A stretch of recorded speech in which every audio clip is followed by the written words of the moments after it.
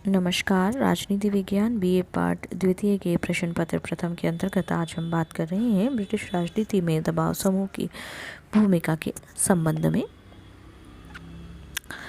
British राजनीति में दबाव समूह का अभ्युदय कोई नई बात नहीं है। ब्रिटेन में दबाव और समूह का विकास 19वीं शताब्दी के सुधार आंदोलनों के परिणाम स्वरूप हुआ।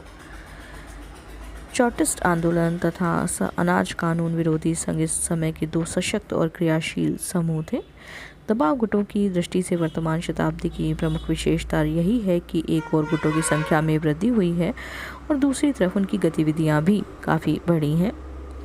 20वीं शताब्दी में दबाव गुटों की गतिविधियां को बढ़ने का एक प्रमुख कारण है लोक कल्याणकारी राज्य का स्वरूप एवं शासन के अधिकार क्षेत्र में वृद्धि का होना।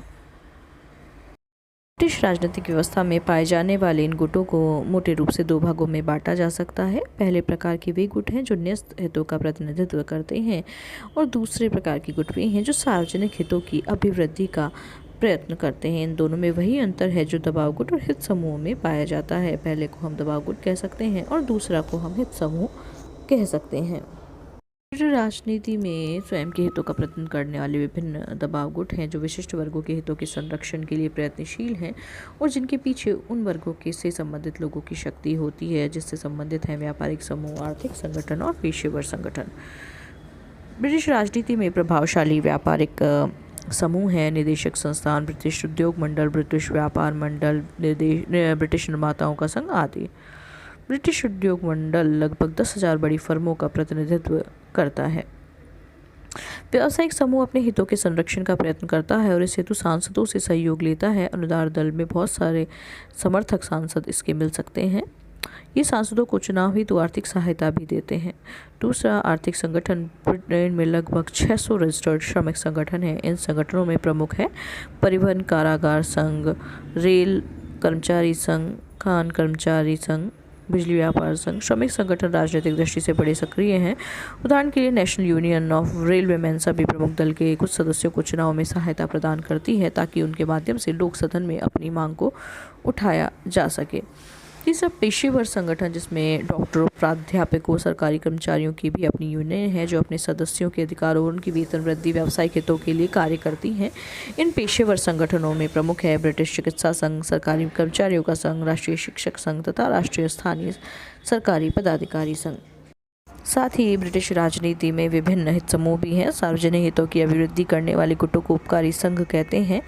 ये वे गुट हैं जिनके सदस्य किसी विशिष्ट वर्ग या व्यवसाय से संबंधित नहीं रखते बल्कि विभिन्न वर्गों से संबंधित होते हैं। ये कुछ विशिष्ट आदर्शों, मूल्यों या हितों में निष्ठा रखते हैं। उनकी पूर्ति के लिए अपनी पूरी शक्ति लगा देते हैं। इन संघों में प्रमुख हैं जैसे council for advancement of state education, council for the preservation of rural England, the royal society of the prevention of cruelty of animals, the National Society for the Prevention of Cruelty to Children, British Humanist Association, Family Planning Association, Abortion Law Reform Committee, League Against Cruel Sports, World League for Penal Reform, National Council of Social Service आदि।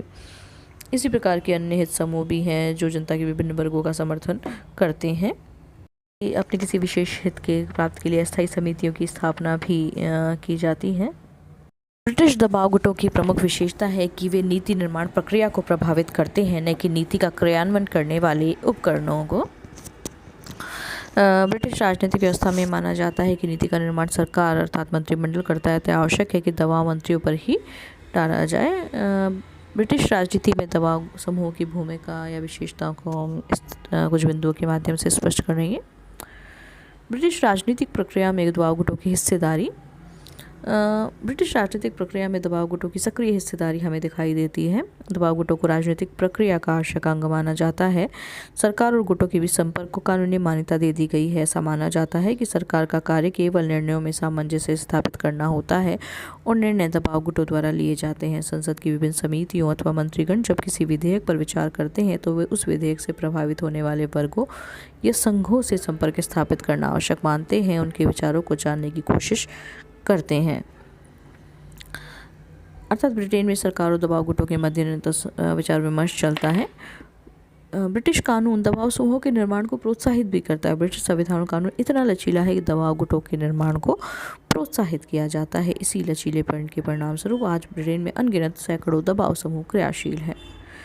Britain में सरकार और दबाव गुटों के विचार विमर्श की पुरानी परंपरा है। औद्योगिकरण के बाद इसमें तेजी आई है। प्रथम विश्व युद्ध के बाद निर्मित कृषि नीतियों के बारे में कृषि मंत्री ने स्पष्ट स्वीकार किया था कि उनके द्वारा संसद में प्रस्तुत कृषि नीति का मसौदा एक लंबे विचार विमर्श का परिणाम है, जिसमें राष्ट्रीय कृषक संघ और केंद्रीय भूस्वामी संघ तथा श्रम संगठनों ने भी भाग लिया था। ब्रिटेन में दबाव गुटों का वास्तविक प्रशासन से घनिष्ठ संबंध रहता है। उदाहरण के लिए लॉ सोसाइटी जरूरतमंद कानून लोगों को कानूनी सहायता प्रदान करती है। इसी प्रकार विवाह निर्देशन परिषद वैवाहिक संबंधों की बाबत लोगों को मार्गदर्शन करती है। दुर्घटनाओं की रोकथाम करने वाली royal society for the prevention of accidents भी इसी तरह की एक प्रशासनिक संस्था है। ऐसे संगठनों को ब्रिटिश सरकार केवल मान्यता ही नहीं देती बल्कि आर्थिक सहायता भी प्रदान करती है। ब्रिटिश राजनीति में हित समूह की अपेक्षा दबाव गुट अधिक प्रभावक है। सभी गुटों का ब्रिटिश राजनीति में समान प्रभाव नहीं है। सार्वजनिक हितों से संबंधित समूहों की अपेक्षा कुछ विशेष हितों से संबंधित दबाव गुटों का अधिक प्रभाव होता है। सार्वजनिक हितों के संरक्षण के लिए सामान्यतः लोकमत को प्रभावित करने की चेष्टा की जाती है, जबकि अन्य हितों की पूर्ति के लिए राजनीतिक दलों के माध्यम से मंत्रिमंडल को प्रभावित किया जाता है। The Confederation of British Industry, Trade Union, County Council Association, British Medical Association आदि संबंधित सरकारी विभागों के साथ घनिष्ठ संबंध होता है, क्योंकि इस प्रकार के संगठन सरकार को अत्यधिक उपयोगी सूचना प्रदान करते हैं। राजनीतिक संबद्धता। ब्रिटेन में दबाव गुट किसी न किसी राजनीतिक दल के साथ संबंधित रहते हैं। उदाहरण के लिए उद्योग से संबंधित उदार दल से संबंधित होते हैं तो ट्रेड यूनियन कांग्रेस मजदूर दल के साथ है। ट्रेड यूनियनें चुनावों में लेबर पार्टी को धन भी देती हैं। सरकार की शक्ति पर अंकुश। ब्रिटिश राजनीति में दबाव गुट सरकार की शक्ति पर नियंत्रण रखते हैं। प्रधानमंत्री एटली की सफलता का रहस्य ये था कि उन्हें श्रम संगठनों का भरपूर समर्थन मिलता रहा था। सन 1970 में जब उदार दल की सरकार बनी तो सरकार और मजदूर यूनियनों का समर्थन टूट जाने के कारण औद्योगिक बिल को पारित करने में काफ़ी कठिनाई आई है। दबाव गुट और सांसदों के मध्य भी संबंध रहता है। ब्रिटेन में दबाव गुट संसद सदस्यों से भी संपर्क स्थापित करने की कोशिश करते हैं। कुछ दबाव समूह सांसदों का वैतनिक निर्देशक बना लेते हैं। दबाव गुट सांसदों को भोज पर आमंत्रित करते हैं, उन्हें उपहार देते हैं तो चुनाव के दिनों में उनके लिए धनराशि भी जुटाते हैं। राजनीतिक प्रक्रिया में दबाव समूह को मान्यता दी गई है और वे शासन के अंग के रूप में स्वीकार किए गए हैं। शासकीय विभागों के समक्ष दबाव समूह के उपस्थित होने, विचार प्रस्तुत करने के पूर्ण अवसर प्राप्त होते हैं तथा वे इसका पूर्ण लाभ भी उठाते हैं। ब्रिटेन में संसदीय व्यवस्था के कारण समूहों को विधायकों एवं समितियों के सदस्यों के मध्य प्रचार से किसी विशेष लाभ की कोई आशा नहीं होती। मंत्रिमंडल नीति निर्धारित करता है कि मंत्रिमंडल को ही ब्रिटिश दबाव समूह प्रभावित करते हैं और मंत्रिमंडल को ही वे प्रतिनिधिमंडल भेजते हैं या अपना लिखित ज्ञापन प्रस्तुत करते हैं। ब्रिटिश हित समूह दलों को भी प्रभावित करते हैं, उनके माध्यम से मंत्रिमंडल को अपने हित से प्रभावित करने का प्रयत्न करते हैं। ब्रिटेन में अनेक दबाव समूह के मुख्य कार्यालय ब्रिटिश संसद के समीप हैं। वे संसद या उनकी समितियों में उपस्थित नहीं होते, परंतु उन्हें शाही आयोग के समक्ष विचार व्यक्त करने का अधिकार प्राप्त होता है। साथ ही ब्रिटेन में दबाव गुटों की सफलता इस बात पर भी निर्भर करती है कि वे किस सीमा तक लोकमत को प्रभावित कर सकेंगे। वस्तुतः उनके समक्ष अपने हितों की पूर्ति संबंधी 3 विकल्प हैं। पहला, लोकमत को प्रभावित करना, दूसरा, संसद में अपना प्रतिनिधि भेजकर, तथा तीसरा, शासन को प्रभावित करते। परंतु हाल ही में इन गुटों की आंदोलनकारी प्रवृत्तियों में भी काफ़ी वृद्धि हुई है। विशेषकर कृषकों, उपचारिकाओं, विद्युत विभाग के कर्मचारियों और विद्यार्थियों ने अपनी मांग के समर्थन में शोर शराबे की नीति का भी परिचय दिया है। सन 1978 का वर्ष मजदूर आंदोलन के कारण भी काफ़ी आंदोलित रहा है।